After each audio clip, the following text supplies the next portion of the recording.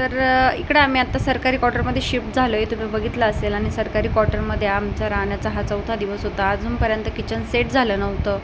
तर म्हटलं सर्वात आधी आता किचनच सेट करूया, कारण मॅक्झिमम वेळ आपल्या बायकांचं किचनमध्येच जातो आणि ते व्यवस्थित करणं म्हणजे ते आधी सेट करणं महत्त्वाचं आहे.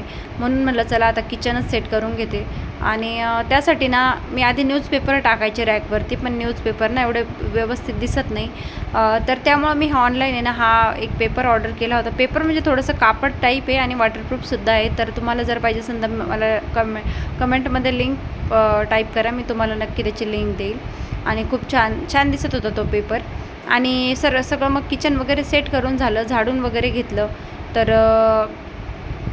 आता आहे ना एका रूममध्येच आम्ही सगळा पसारा टाकला आणि हळूहळू त्या रूममधून जे जे लागतं आहे त्या रूम म्हणजे एक रूम हळूहळू सेट करणार आहे मी.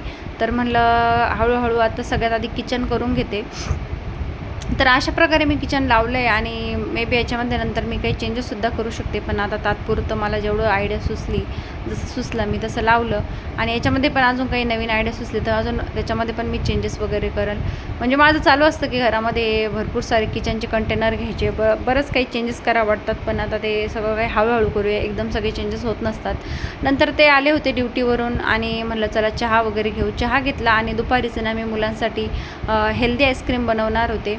तर मला बऱ्याच दिवसापासून बनवायची होती, पण काय होत होतं की वेळच मिळत नव्हता काही दिवसापासून. म्हटलं चला आज मी मुलांसाठी आईस्क्रीम बनवतेच. तर त्याच्यासाठी दूध उकळत ठेवलं, त्याच्यात थोडी साखर टाकली होती आणि काजू बदाम खजूर 4-5 तास भिजत घातले होते, ते मस्त बारीक करून घेतले. त्याच्यात थोडंसं कोको पावडरसुद्धा टाकली होती आणि मग त्याला छान उकळी येऊ दिली, थोडंसं शिजू दिलं आणि मग नंतर गॅस बंद करून दिला. आणि म्हटलं चला मुलांना थोडंसं बाहेर खेळवते, कारण ते खूप कंटाळले होते, त्यांच्यासाठी पण बरेच चेंजेस झाले होते. त्यांना सोबत आता खेळायला कोणी नव्हतं, तर थोडंसं बाहेर आणल्यामुळं त्यांचा पण थोडासा मूड फ्रेश झाला.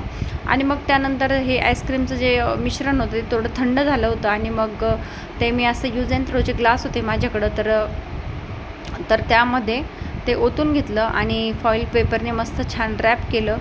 तर छान असं बऱ्याच दिवसाचं माझं चालू होतं बनवायचं पण होतच नव्हतं. तर फायनली आज मी अशी हेल्दी आईस्क्रीम बनवली आणि तुम्ही बघू शकता की आगच त्याला किती आनंद झाला होता, आई काहीतरी नवीन बनवते म्हणून. आता आईस्क्रीम तर सेट व्हायचं राहिलं होतं, पण मुलांना खायची खूप घाई झाली होती. मग थोडंसं थंड झालं होतं 2-3 तास, मग त्यांना खाऊ घातलं आणि छान झाली होती. त्याच्यावरती मी थोडंसं चॉकलेट सिरपसुद्धा टाकलं होतं. आणि असं जर हेल्दी मुलं खाणार असेल तर अशी आईस्क्रीमसुद्धा खाऊ घालायला काही वाटत नाही.